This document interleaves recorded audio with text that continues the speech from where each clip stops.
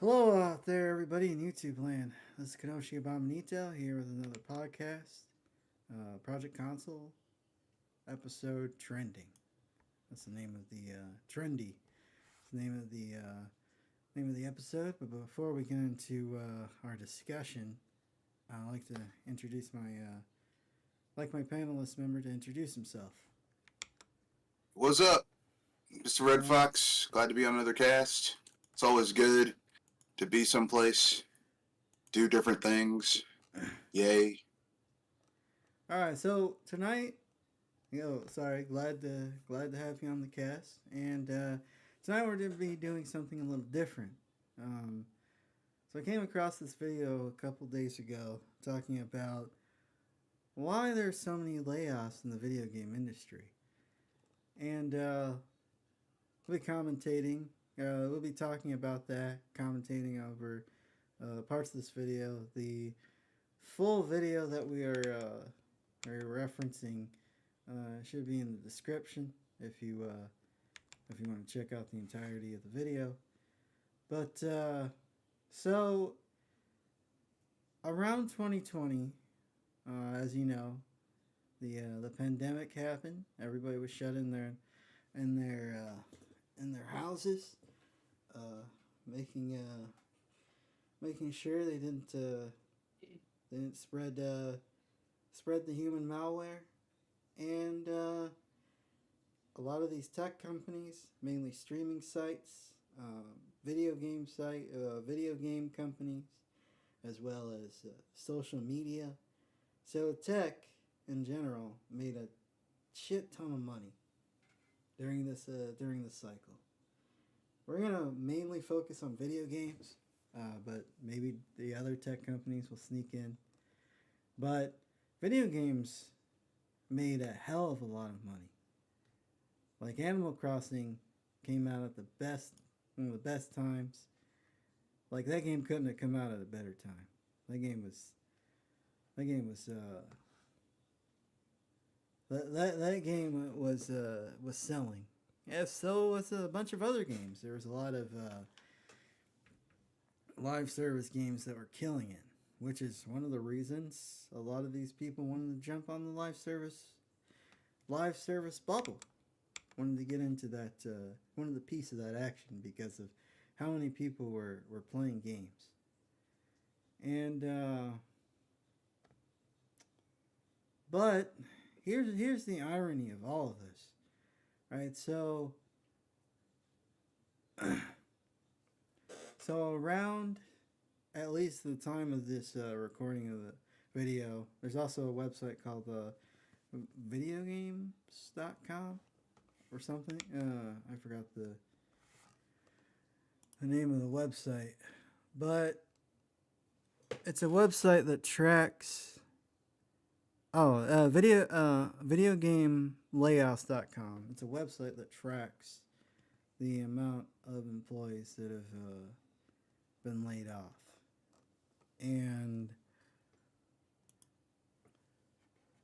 so far it's around, or at least according to the video, it came to around 8,000 or so. It's probably even more now, since it seems like every day there are new layoffs. What are your thoughts, Mr. Red Fox? Uh, I'm gonna keep it 100%. I personally think that, like, I think that it is convenient for them to say that it is because of the pandemic. Just like it was convenient for these companies to raise their prices during the pandemic and say, well, we have to raise our prices because of the pandemic. But if you look at the consumer index, you know, the price to make everything has gone down. So why aren't prices going down as quickly as everything else did? It's these companies use excuses to do things. They wanna fire a whole bunch of people, so they're gonna do that. The only mass firing that I've seen where I'm like, okay, I can understand why those people would be redundant is Microsoft when they fired like those like almost 2,000 almost 3,000 people from Blizzard. Yeah. And while that's fucked up, and it is, no ifs, ands, or buts about it, you have to remember that, like, you have a software company buying another software company. They have enough software engineers and developers between, you know what I mean? Yeah, yeah, So, I'm not saying it's right. I'm saying that that's the only one I'm like, okay, I can see where there are redundancies. But everything else, I'm like, no, no, you don't need all that shit. yeah, yeah. This is just this shit is like this is like someone saying, hey, um, you know, this is bad management 101. If you don't deal with shit before it becomes an issue, and you wait until it becomes a catastrophe before you do something, you're shitty at running a business. Yeah. And that's basically what we're dealing with right now. Everyone waited till the last minute, and now they're like, "Oh, we got to do something." It's like y'all knew about this shit last year and the year before that. Well, the thing is, it's not. It's even worse than just these are people bad at managing companies. But we will get into that. But first, video games tend to copy big tech. Obviously, video games are technically tech. If you want to be, use a broad generalization, they're in that sphere. And if you have one big company like Apple, for instance, um, a lot of people like to emulate Apple because they're love or hate their products, they're a wildly successful company, and they, for example, like Todd Howard will try to emulate Steve Jobs in his presentations to try to sell his next game. Um, I'll be right back. all right. Uh, Obviously, these companies they're out to make money. They're out to grow. Um, you bring on the best talent. You bring the best standards. Um, but even even in the gaming industry, mainly the Western gaming industry, you can bring in the best talent. You can bring in the best programmers, the best artists. But if the investors aren't happy, it it, it doesn't matter, uh, because in big tech and um, and video games in the gaming industry never used to. There was a point in time where they used to not be like this, but because they feel like they have to chase trends, their main uh, the main people they're trying to please is the investors, more so than more so than the consumer. Um,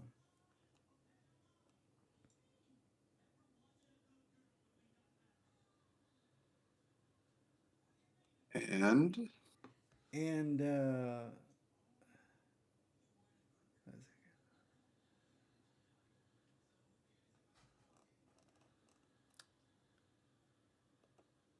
and so essentially, what these companies will do is they will create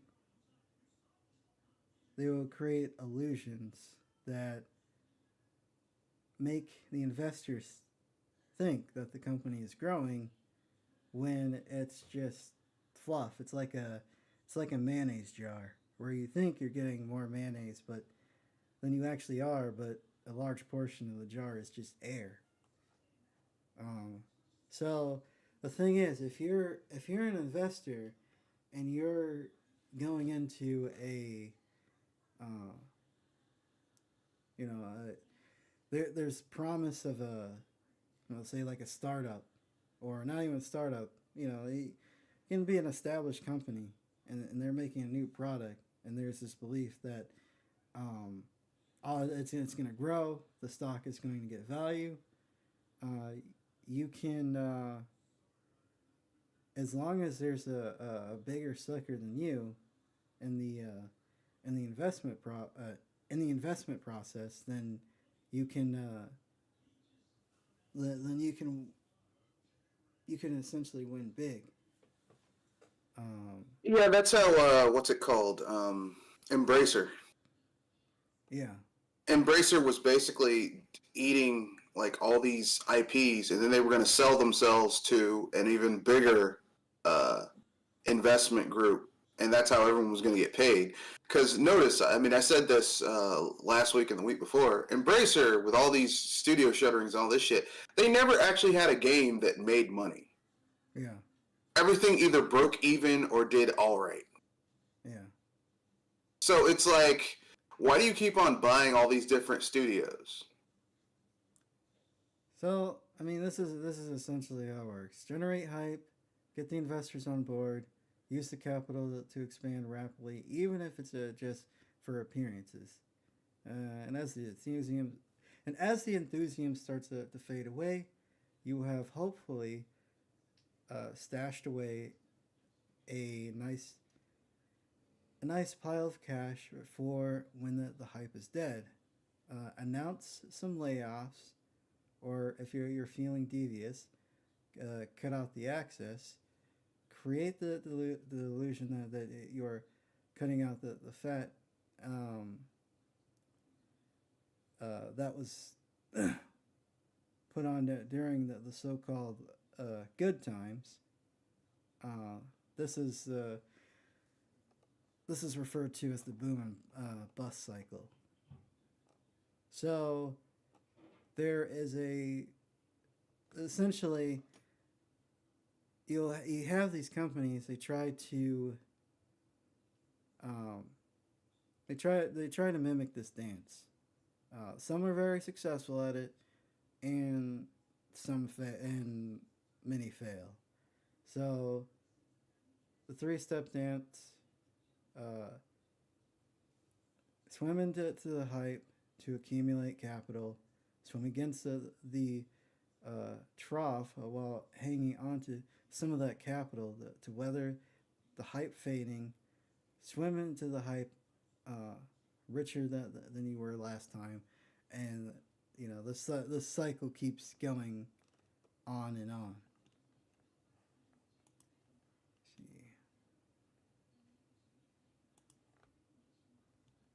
Are you in the Yeah. stream?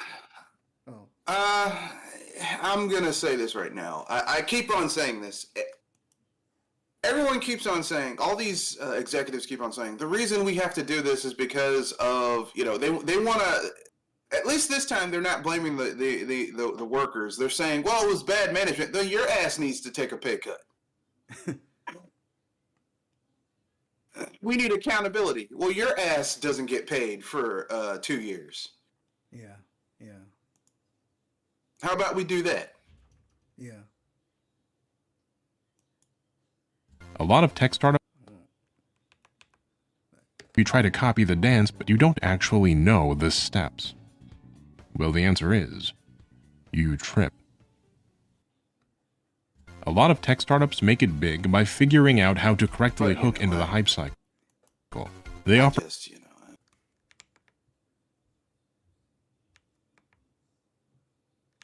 Are you in the stream or the video?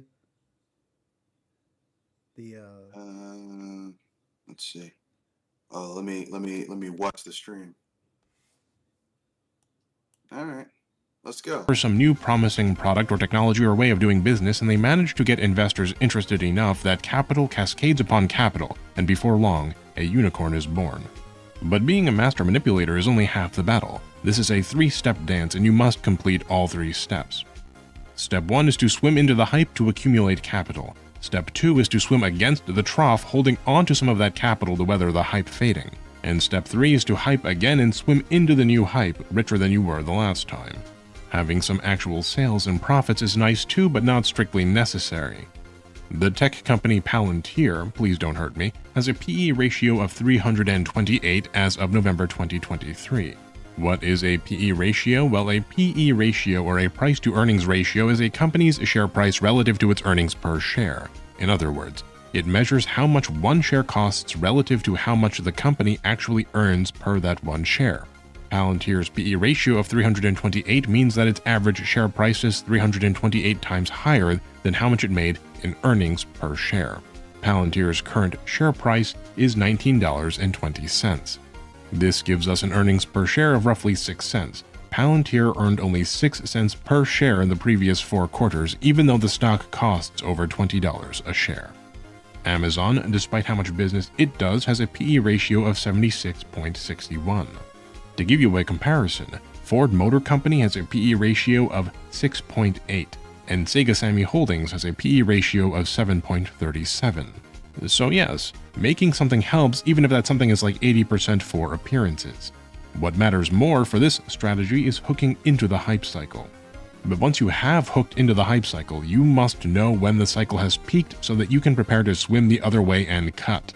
And that's essentially what's going on. So these companies, they chase trends and they ride the wave, and then they some of these companies are smart enough to cut and run, and then you have other companies that just end up getting they just end up getting a tsunami to the face.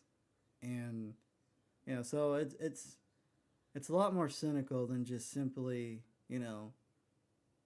badly running your company. It's more about, it's like, okay, so we're gonna ride the hype. We're gonna hire these people, and we're gonna have these show positions. And some positions might be necessary, but I have these show positions. We're gonna show our investors that our company is growing, and then when the hype dies down, when people either aren't buying into this or have moved on to something else, then we'll cut and run. And what we'll do is we're gonna fire. We're gonna let go of a bunch of people. We're gonna lay off a bunch of people, and then when the hype rises back up again, in the next couple of years, what we'll start doing is we will start hiring more people, and then what we will do is we'll write articles, or we'll send out press releases saying, as the wave is rising, our company is growing about 10-15% year over year, inflating our numbers. It's absolutely cynical. You mean it's bullshit? Yeah, that too. See, here's the thing, man. You're like, this is terrible. It's not terrible. It's called bullshit. Yeah. But the video game industry has been business in general. Capitalism is filled with companies who don't produce anything and just do a load of bullshit in order to make themselves seem valuable so that they can get paid. Yeah. This is nothing new. This has been going on for years, and it'll be going on long after you and I are dead. So, like, unless there's a massive revolution and they, the people seize the means of production. So there's a so this content creator,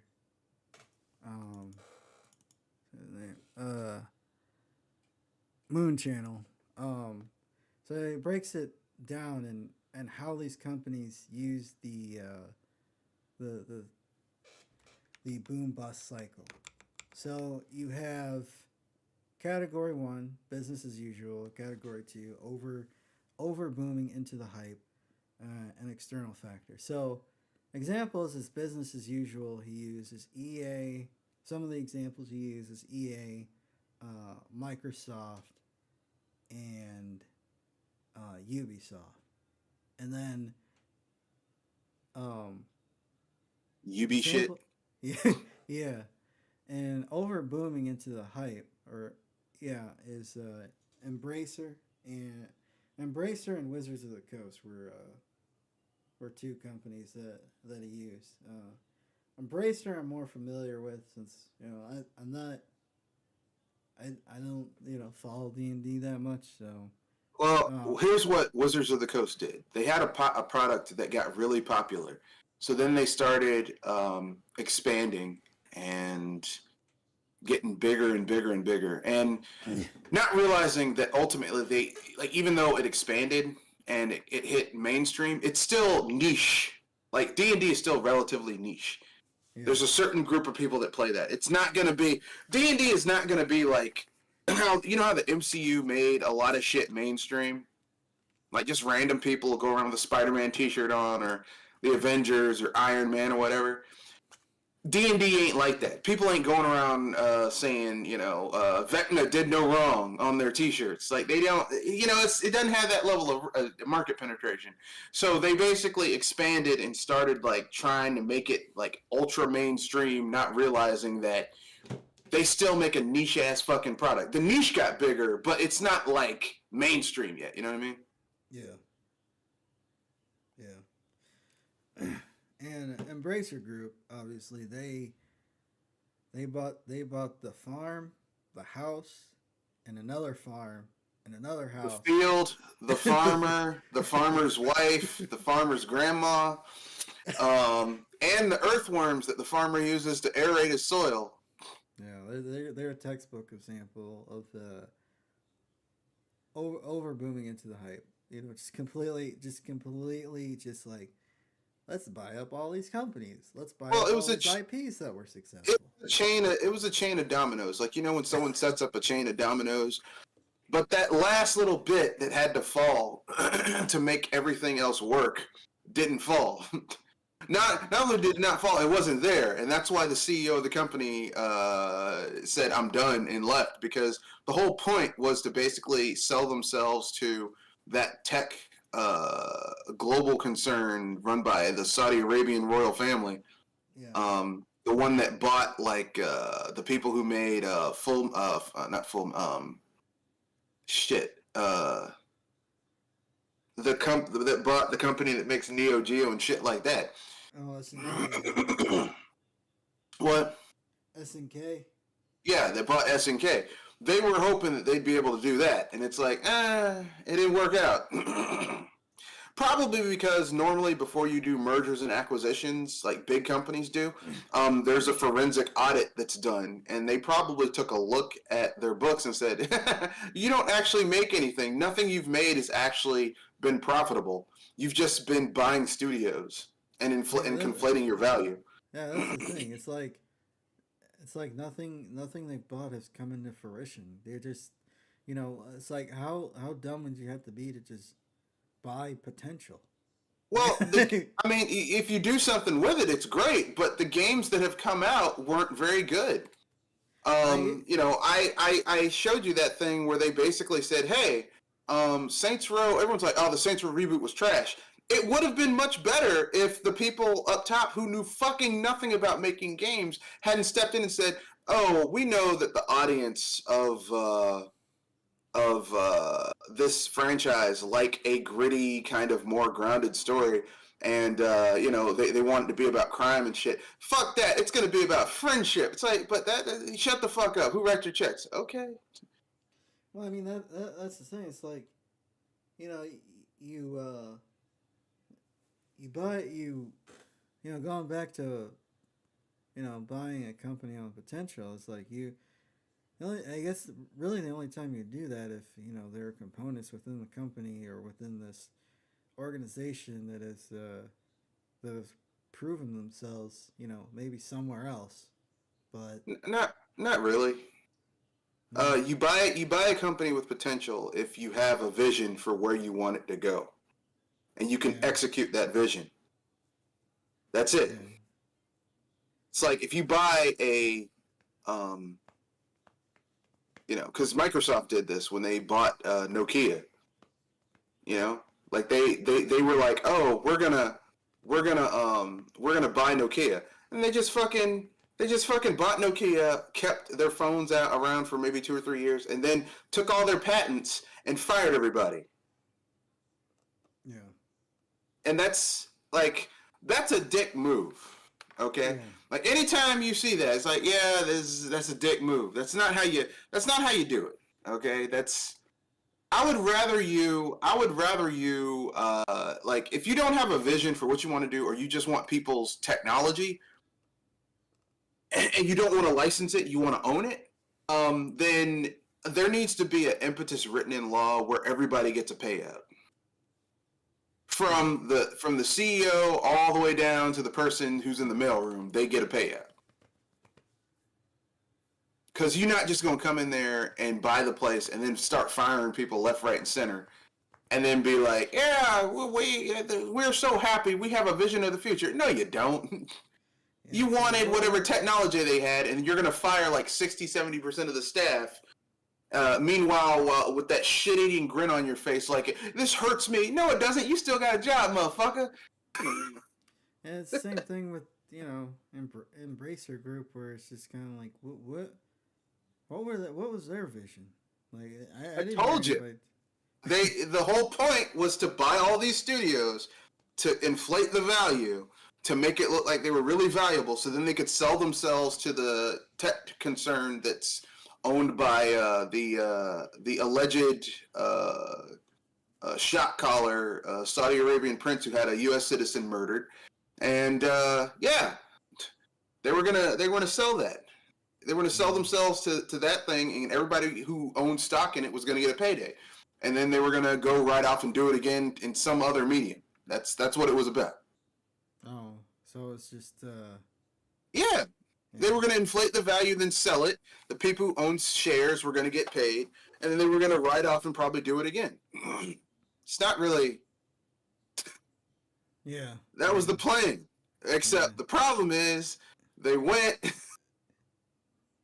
They went up there and they showed because like I said, for most businesses, before you do a merger like of a huge size, there's a forensic audit where they say, okay, where's the money?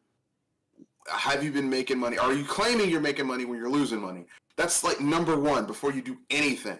You do an inquiry of sale and then you do a forensic audit before the sale is finalized to make sure you're not. Because basically, here's what people don't understand about business.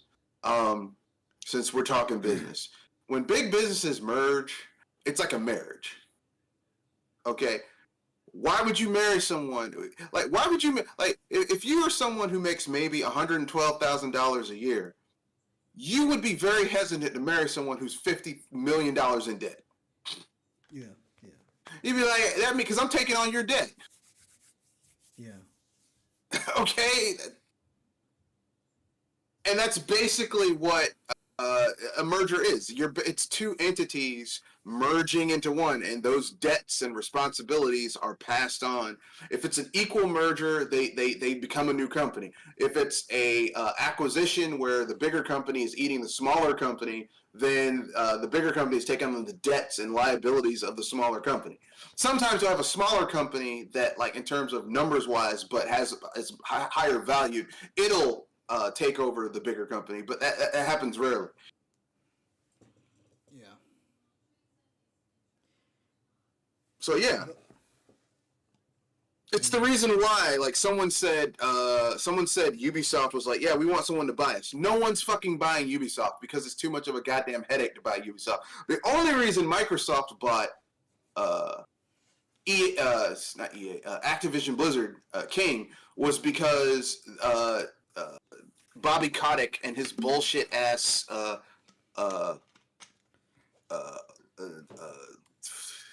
PR human resources nightmare where you had male people just going around just off the chain and no fucking accountability. That basically tanked that company. I mean, it was already tanked, but that really tanked the company. So, Yeah.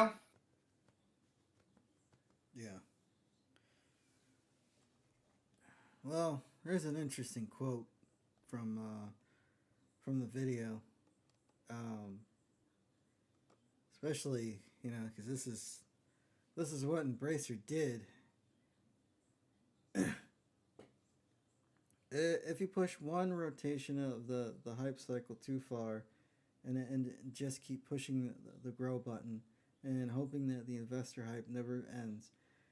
You are not copying. You are not copying big tech. You are copying cancer. And at some point, the investors will die, and so will your company. So, Yeah. Because you have to, at a certain point, you have to be able to say, I produce something, which is what I said earlier. Embracer Group, like, here are the games that came out under Embracer Group. I played a few of them. I liked them, but they didn't set the world afire in terms of sales. Biomutant. Fun game. I enjoyed it. I beat it like 3 times. Haven't gone back to it. Saints Row. Fun game. Enjoyed it. I think it could have been better. Got the DLC for it. It's fine. You know, you can go right home about it. The combat was better than the gameplay and combat was better than the story. The story kind of was not very good, and I was like, there's bits and pieces in this game where I'm like, wow, this is really good, and then there are bits and pieces where I'm like, this story though, these characters are not. It feels like there's only 50% of the story here. yeah.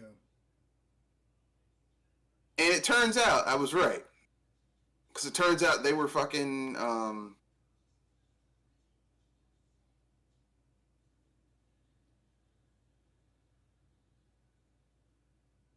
just ruining shit. But you know, I mean, what do I know? I'm just some guy, you know. Who am I? You know, who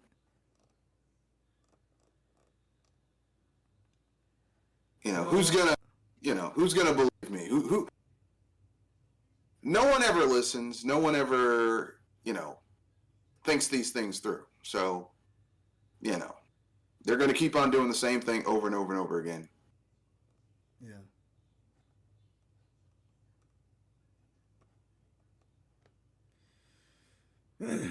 Anyway, there is one company that's not participating or not participating as much in the scheme. As we conclude our examples, it's now time to talk about potential areas of skepticism. Okay, Mooney, I can hear you say, I've been dying for this part of the video because I have so many complaints and I'm so skeptical. I mean, if EA and Microsoft and Ubisoft and Humble and Take-Two and all of these indie studios are all cutting staff, isn't this just market forces in action?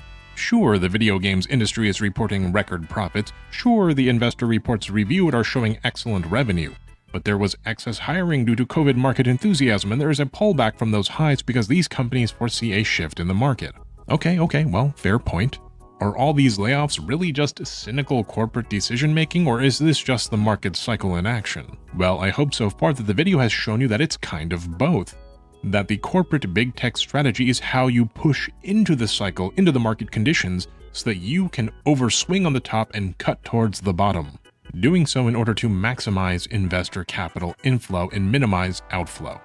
Examples like Take-Two show you that you can even generate your own hype cycles that aren't necessarily synchronized with the market at large.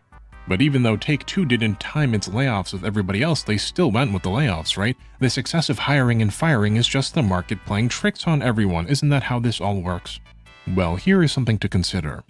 When all of these layoffs were happening, while subsidiary studios were being closed and absorbed and people were being moved around and reorganized and surplus staff hired during boom times were being cynically fired, there was a massive player in the video games industry that didn't lay anyone off. In fact, not only did this big player not do any layoffs, but in Q1 of 2023, when the big tech strategy players were conducting their mass layoffs, despite strong revenue, this company increased its employees' wages by 10% even during a reported revenue slump. This company is an example of the old way of doing things in the video game. What was that? Okay. I get the point he's trying to make. That's not entirely true. There's more to it. He's cherry picking data. Basically, for the longest time, wages in Japan have been stagnant. Like raises don't Mean anything? It's been stagnant for years. Oh. Like wages in Japan have been stagnant for years. last year there was this big push due to COVID and like the cost of living going up all like everywhere in the world, basically, all the first world countries. People got tired of the shit, and so they managed to pass a thing that increased wages. And so all these companies saw where the wind was blowing, and they were like, "Let me get ahead of this and increase people's wages right now."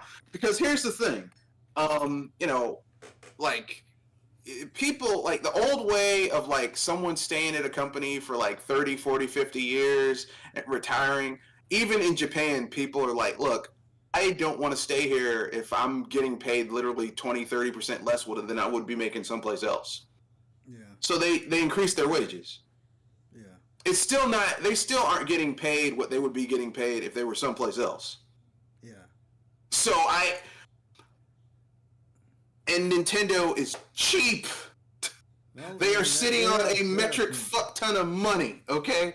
I mean, They can afford it. They just don't want to do it unless you got to twist their arm and then twist that arm some more and then twist the thumb that's holding it. So yeah, like. And it's unfortunately a Japanese problem, because I've looked into like animation studios and how they treat their animators and how they pay their animators. It's terrible. It's awful. It's terrible. And we all have to thank Tezuka Takashi, who is the father of modern anime. He figured out how to basically compartmentalize and assembly line anime. So you basically pay your animators dog wages to do small things in a row to get anime made as quickly as possible with a decent amount of quality in order to get the shit made, and you make money off the merchandising. That's it, and commercials. Yeah.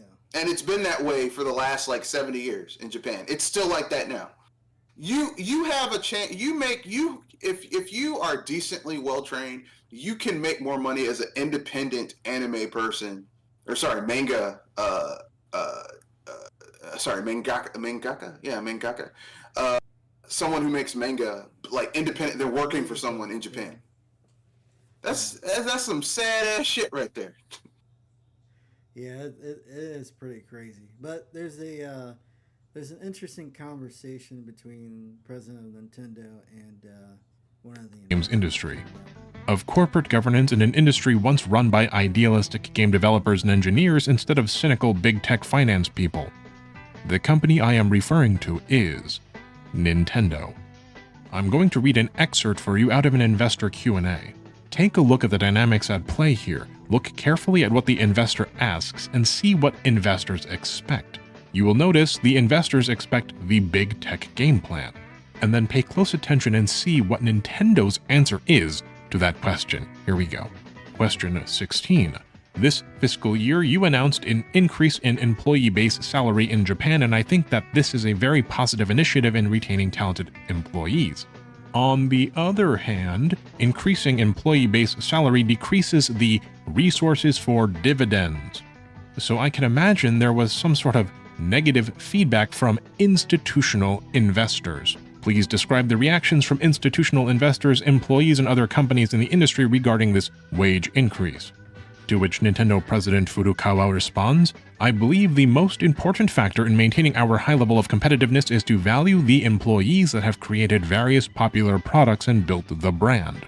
Currently, we are experiencing unprecedented levels of global inflation, and in Japan, we understand that people are facing increasing financial pressure in their daily lives. For this reason, to deal with long-term and continuing changes in the environment, Nintendo increased the base salary for all employees in Japan by 10%, separate from the annual wage increase. There it is. While the other companies say, well, I mean, that might just be PR speak, but I thought it was It is.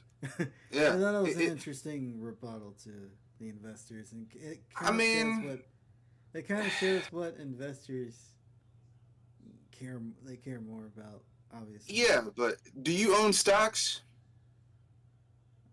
No. So I guess if I Okay. own stocks, Let me explain something to you, okay?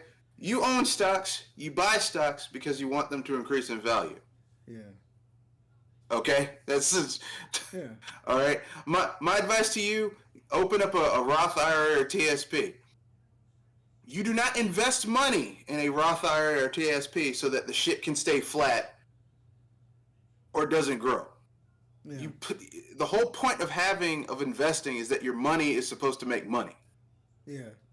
Now, here's the thing. Okay, that's why I say if you look at things from a business, from a personal perspective, as a gamer, yeah, I want great games. But if you own stock in something, you like, even if it's not stock, like you wouldn't take out a CD, a high interest CD, where basically you say, here's $10,000, bank, take this money and use it to loan it out to people. You aren't putting your money in a CD so that the shit stays flat. You put it in a CD so that it grows over time. Yeah. You are not investing just, well, I want these people. Sorry, fuck them people. Okay? I'm trying to get paid. Okay? That's why you put money in there. Okay? Now, I understand. They're like, well, look, these people put money in this fucking company. Okay? Yeah.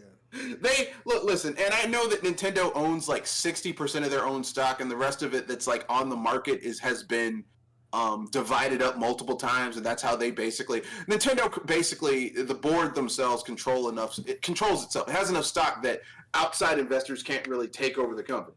It's been that way for like the Yamauchi era. It's been like that, like a very long time. It's been like that. Understand that, but if you own stocks, it's like, yeah, like, how the fuck am I gonna get? I didn't put money into this shit because I like Nintendo. I put money in this shit because, I want my money to make money. Yeah. Okay. This shit ain't about love. This shit's about money. Yeah, and I get. I mean, I get the audience this video is going for, because people, and not to mention, so is everything that cynical, or is it just, it's just everything that's happening financially around us as it pertains to inflation and these companies getting greedier. Which dropped. Look, they're greedy. Yeah. Nintendo's greedy. Okay. Let's break it down. Okay, since we're talking about skepticism in Nintendo, that's the segment. Okay, let's break it down. Nintendo uses outdated tech. Old, outdated fucking tech, okay? Yeah. It has, Sword and Shield looked like a 3DS game. Yeah. A nice 3DS game. Scarlet and Violet look like a nicer 3DS game. They don't really look like they're on a console. Man, those games did not look great. Okay. Now, listen, you play what you want to play. All right, do what you want to do. A lot of their first-party games that were ported over from the Wii U run worse on the Switch than they did on the Wii U. It wasn't even going back to the Pokemon games real quick. Side tangent. It's not even that the graphics weren't that great. It's just the effort and the art seemed for Sword and Shield, or yeah, mostly for both of them. But I remember seeing the Scarlet and Violet trailer. What was the most recent one? Scarlet and Violet. Scarlet and Violet trailer is like, yeah, man, you got no skin or fur textures. It's just all flat. It's like, yeah. The thing is that the Switch is using old tech, and it doesn't have the RAM to render all of those things. Yeah. Because the thing is, if they have to render fur, they're going to have to render fur. Like, let's say, why do you think so many features have been stripped out of these games? Because the hardware can't handle it. The hardware can't handle it. Now, they probably, because I think those games were made in Unreal. Unreal can handle it. The hardware can't handle it. Yeah. The bottleneck is the age of the hardware. And we don't have developers like we did back in the day who would really push hardware to its limits. Mostly because hardware now has like a hard limit of what it can and cannot do. Back in the day, like during the third gen, there were games that came out towards the end of the NES that you could have never imagined had been on an NES. They had hardware tricks that they would figure out to make them damn near look like what early SNES games look like.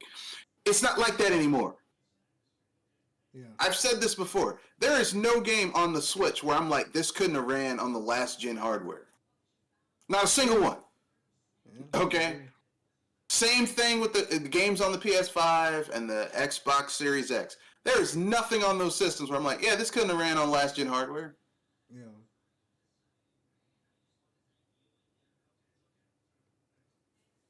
So,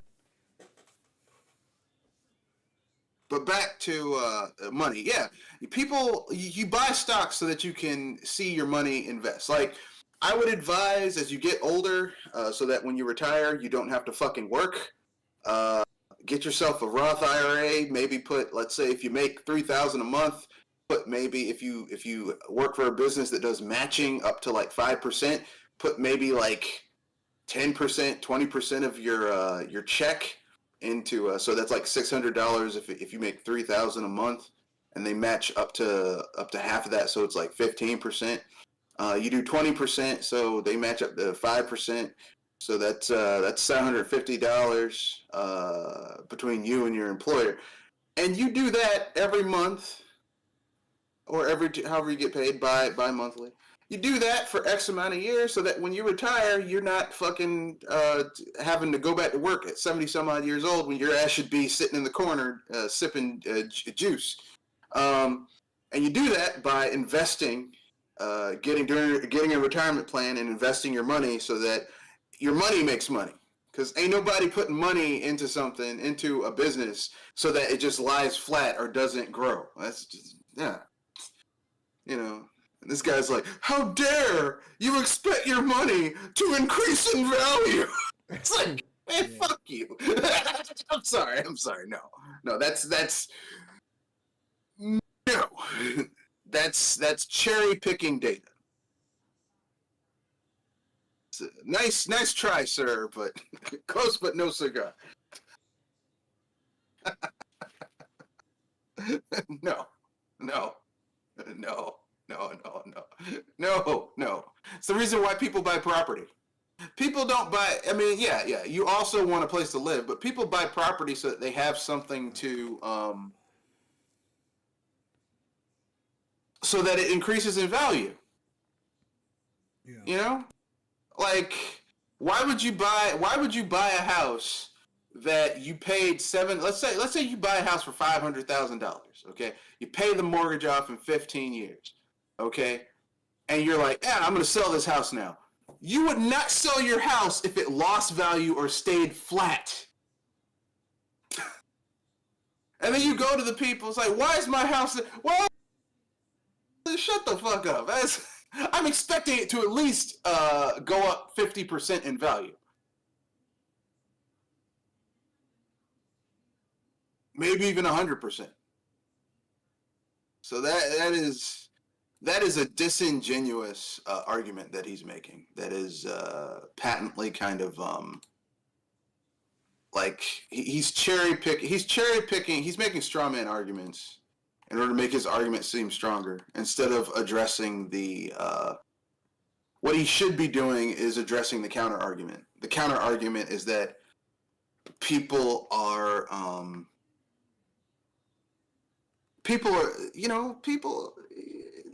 don't spend money on that shit because people trying to make money. Shit. Yeah. Yeah, I mean, that makes sense. Shit. Like I said, you wouldn't put money into something if you didn't think it would make money. Yeah. And they want to make it seem like it's a bad thing that someone actually tried to make.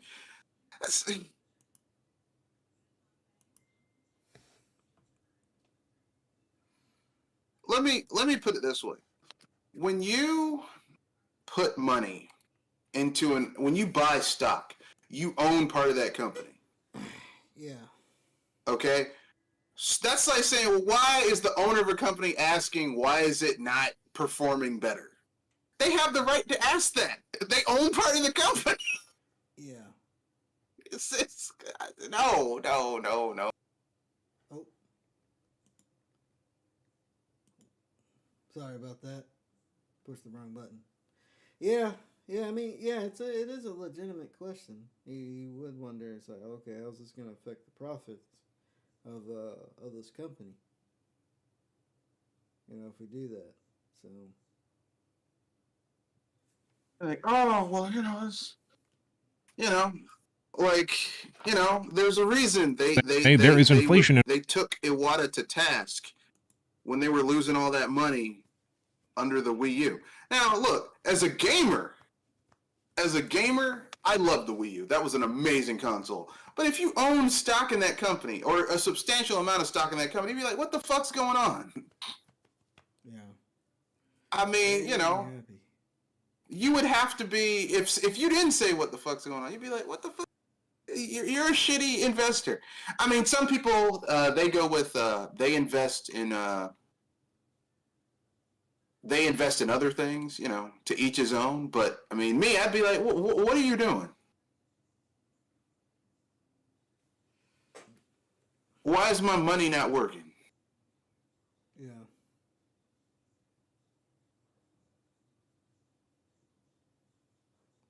Not to mention, and also Japan's like Japan's currency got significantly weaker too during that. During the. Well, their currency has always been weaker. I mean, it hasn't been fantastic, but that was. No, I mean legit. Like three Americans, three foreign-born nationals who localized to Japan are suing Japan for 3 million yen for police profiling. You know how much 3 million yen is in U.S. dollars? Is it like 300,000 or something like that? No, $20,000. That's it. Oh. Yeah. Wow. Yeah, the yen. Like someone's like, you owe me 3 million yen. It's like, well, shit, I can't get it right now, but let me just go to the ATM. I'll help you. Will you take a cashier's check? I'm sorry. Look, man. Look. Listen. I got over 3 million yen in my bank account. What the? Yeah. That's not a lot of money though. That's you ain't balling with 3 million yen. Yeah. You ain't balling with 3 million yen. Like once you can do the currency conversion, it's really not that much money.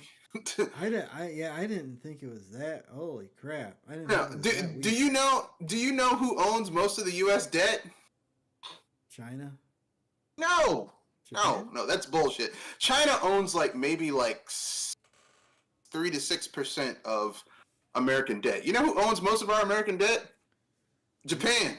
Oh. So it's in their interest for look, listen, the debt that they hold is worth a lot of money. So it's in their interest for them to take the interest payments that we pay for our debt. Interesting. Yeah. So after we drop 2 atomic bombs on them and rebuilt the country, we're like, here, give us some money. God dang. That's basically what we did. Oh boy. Yeah, so look, listen, man. Whether you like it or not, like these black people going around, I want to be gangster. Look, tell you something. Ain't nothing more gangster than America. We'll bomb your ass and then make you give us your money.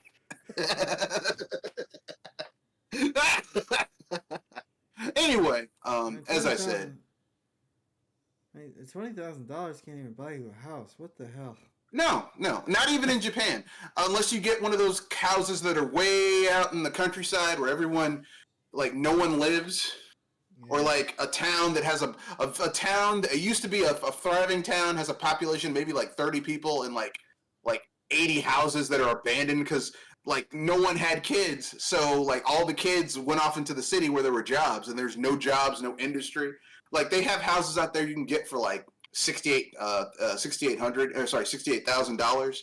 That's how much to buy the entire house. They're foreigners who are going to Japan buying houses because their population is aging and they aren't fucking enough to have kids to make up for how old everyone's getting. So they could solve this if they open the country up for immigration. But Japan is notoriously racist. They're very xenophobic over there. Yeah. They're notoriously racist. They're like, we don't want foreigners in the country. I'm gonna tell you right there, Grandpa. You better get some foreigners in your country, cause y'all's kids ain't wiping your asses when you shit yourselves. And you wearing a diaper. They ain't doing it. Yeah. You better look. Y'all better import some Jorge's and Marias, cause they'll do it. If you pay them enough, they'll do it. Plus, Japan has price control on their food. So, like, if you go into a Japanese, like grocery store, like their food, like if you go in with the equivalent of like $5, you can get a meal for like 2-3 days. Like you can get enough food for 2 or 3 days. You can't do that shit here in America. If you go into a Japanese restaurant, they're like, this was 700 yen. That's like $2. Actually, no, that's not. That's like a $1.05. It's like, oh well, shit, you can ball in Japan. Yeah, man, the exchange rate is ridiculous. Yeah. If you're an American. I've seen channels for people who go around the world, like food touring, and I'm just kind of like, and you go to some of these countries, you get piles and piles of food for like $2. Yeah. It's like just you probably couldn't even finish the amount of food that they give you for like $2. Like, Yeah, God, America's a little bit different. yeah. America is a little bit different. You want to know why? Because we live in a capitalist society where everyone is just trying to make as much money as they possibly can.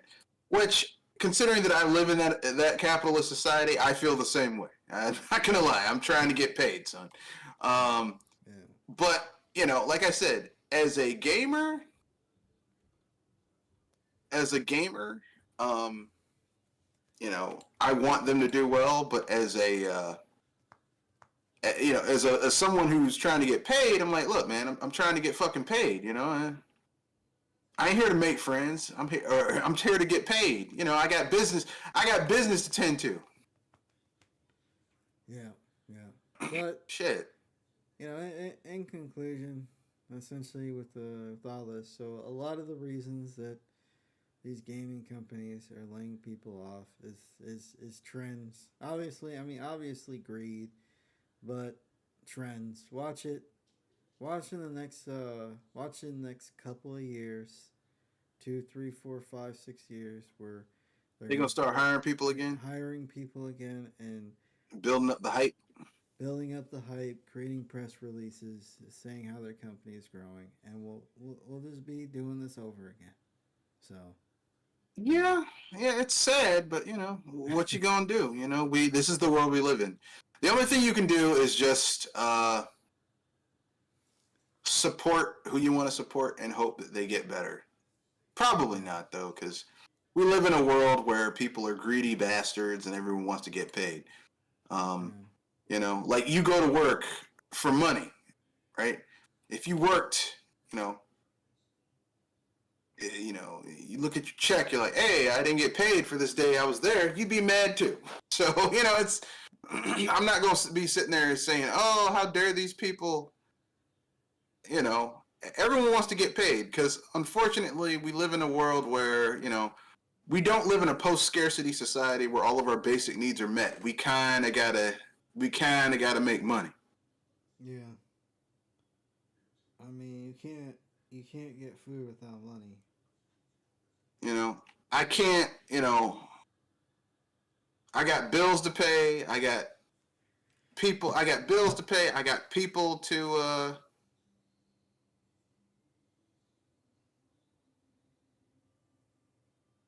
I got people I got to take care of. I got shit to do. Yeah. And if people can't deal with that, well, go to China. See how long that shit will last for you. It's expensive to live in China, too. Yeah. There are no pure communist, socialist utopias these days. But, yeah, before I bring up a couple news stories. Is there anything you'd like to discuss? Hot Rush is on sale on Steam for 35% off. You can get it for 19.49. Hi-Fi Rush, So is that what you said? Hi-Fi Rush. Yeah, hopefully it gets a little bump in sales. You know, so if you want to help an indie style game, it was published by Bethesda but made by a smaller studio that was under ZeniMax. Then there you go. Yeah, yeah.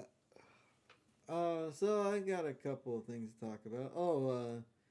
Embracer Group decided to cancel another game. Uh, those of you who are fans of Deus Ex, it is no more. They were making a new game. It was 2 years in development.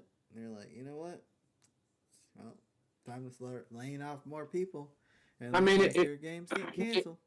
it makes sense. Deus Ex has always been a very niche franchise, and that's a very small niche. Yeah. And the amount of money they would have had to spend in order to get and marketing in order to get the sales to make it worth it, it would have just been a sunk cost. There's no guarantee they would have had enough big enough sales for the game to make money. So they were like, oh well. Even the Deus Ex games released by Square Enix were not uh, like everyone's like, oh, I love those games. They didn't make a lot of money. Yeah, yeah. I know this is hard for people to understand, but just because you like some shit doesn't mean it's mass market appeal and it's gonna make a ton of money. I know that's hard for some gamers to understand because they think everything revolves around them because they're ego driven, but you know, if you like something, that doesn't necessarily mean it's, the best shit ever. Yeah. To quote my favorite Nintendo president, please understand.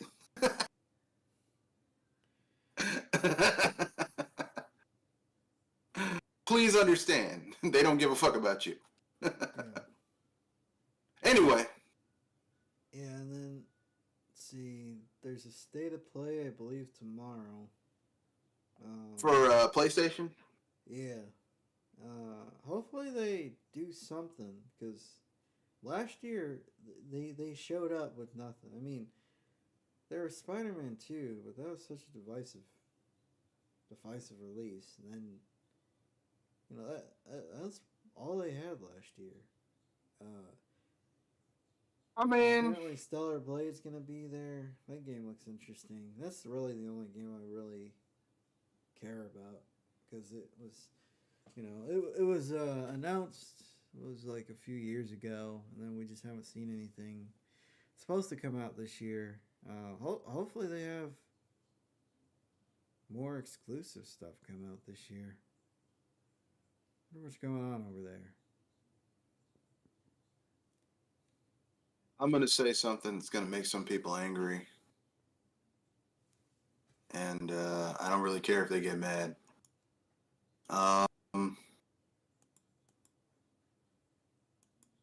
I think uh,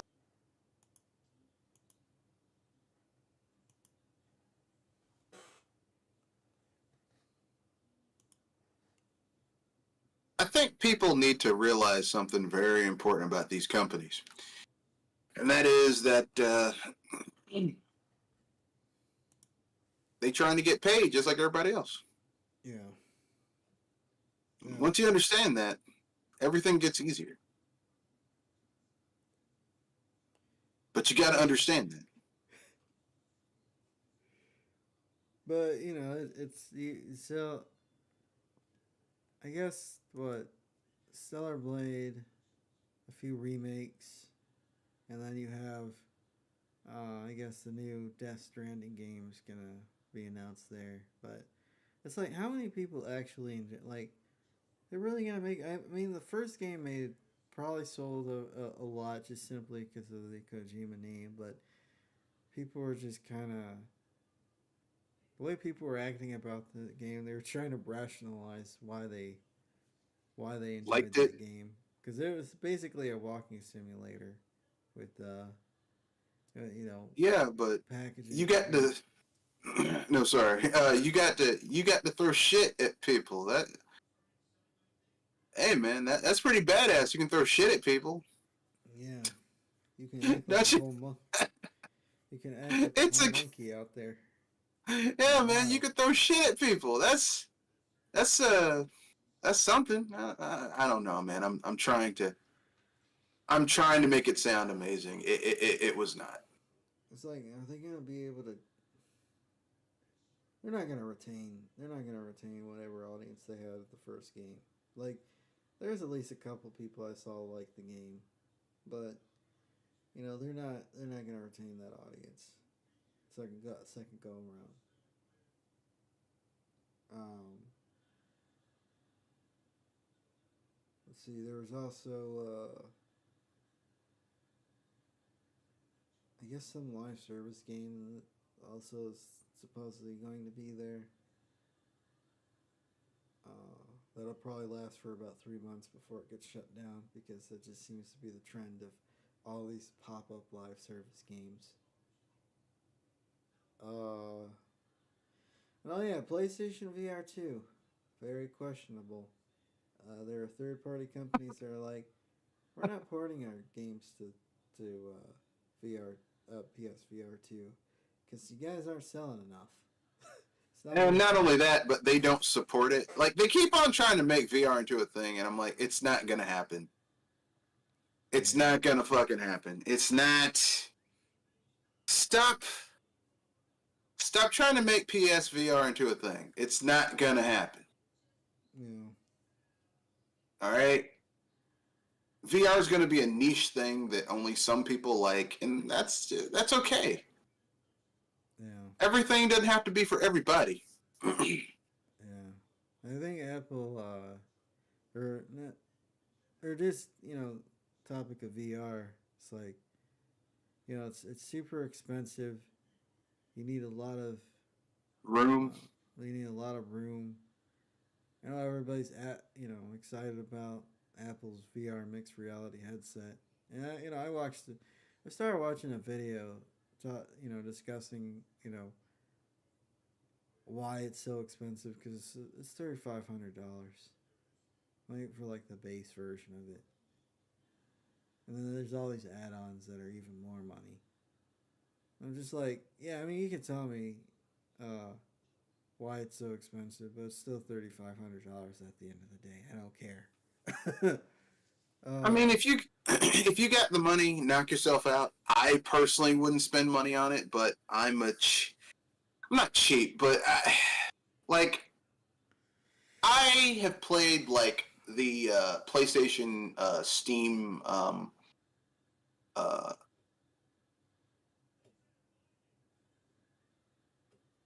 the Valve thing, and that's like the best VR you can get. So I kind of don't want to do the other way. You know what I mean? Yeah.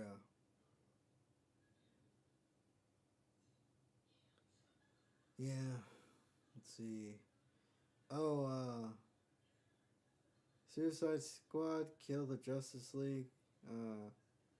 Apparently there's like $100 early access bundle you could get for the game, and there was Yeah. this bug that gave you the end of the game that said game complete and gave you the last scene of the game. Um, so everybody's been spoiling that. It's really not much. I didn't really. I don't really care about this game. Yeah, I mean, it's nothing just but kind of sad that about it. Kevin Conroy's last role um is he's in this shit. Yeah, That's sad. that is disappointing. That was disappointing. That was disappointing. That's the saddest thing about Kill the Justice League is that Kevin Conroy, the man who, if you ask me, is um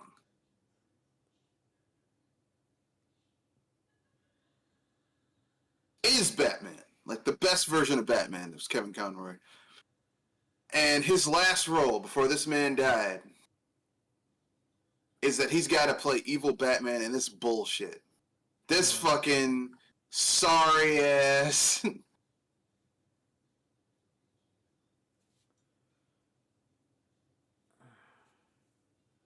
Yeah.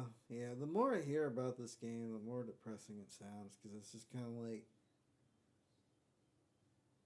this game's gonna be dead in like 2 days. I mean, it might be fun, but it's like, if this is the last time Kevin Conroy gets to play that character, y'all should have done better. Yeah. He deserved better than this shit. Yeah. That's all I'm saying.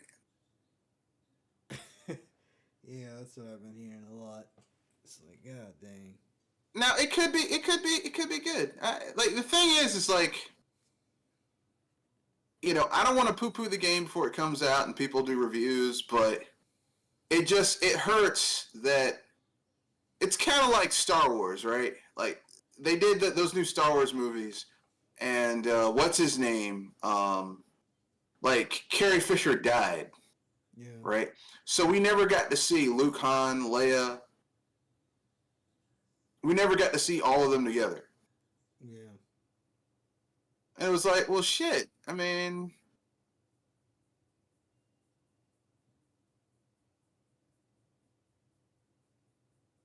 Yeah, she wound up in that terrible trilogy. no, she was only in 2 of the movies. Well, they kind of forced ghost her in the 3rd one.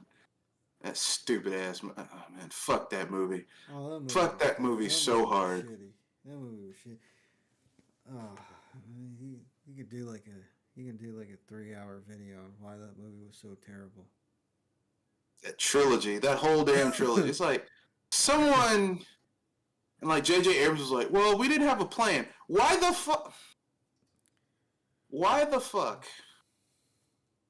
would you be given the keys to arguably one of the most influential IPs in modern movie cinema, and you didn't have a fucking plan in place before you did anything? God. That's just fucking stupid. I'm sorry, it's stupid. They're like, oh, well, I'm like, yeah, whatever. You morons. They're like, oh, we can't. I don't know why it was so bad. Yeah, because y'all didn't have a plan. And you told people this. You admitted we didn't have a plan. What? One of the dumbest things about the 3rd movie, and I get it, this is probably nitpicky, but was the dog fights. It was like the space fights. It's like a bunch of 5-year-olds just flying around planes willy-nilly. Well, you do realize that J.J. Abrams can't shoot action, right? He's never been able to shoot action. He's not good at it. He can't envision it. I really could tell in that last movie. It's like when they had to do the dog fights, it's like, this is really shitty. Like, the dog fights in the prequel trilogy look way better than what. Yeah, because whatever you say about George Lucas, he has artistic vision. J.J. Abrams doesn't have artistic vision. Everything he does is just aping shit that other people already did. Like, he doesn't, whatever, man. I'm not gonna get myself mad about that. Let's keep it moving. All right. I mean, those were basically the 3. Those are the few stories I came across. I found interesting, but. Oh, is there any last minute topic you'd like to bring up before we close out the show? I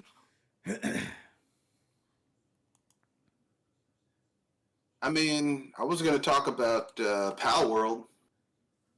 People have been having a ball with that game. Yeah, I'm probably gonna play it after the cast because I haven't gotten a chance to play it yet.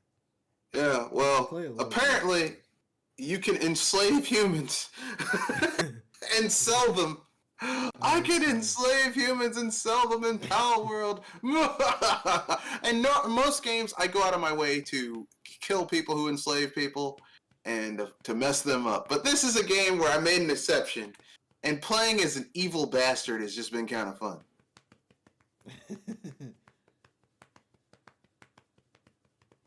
I don't normally play an evil bastard, but today I was like, you know what? I'm gonna be evil. So, and it feels good. It feels good to be evil sometimes.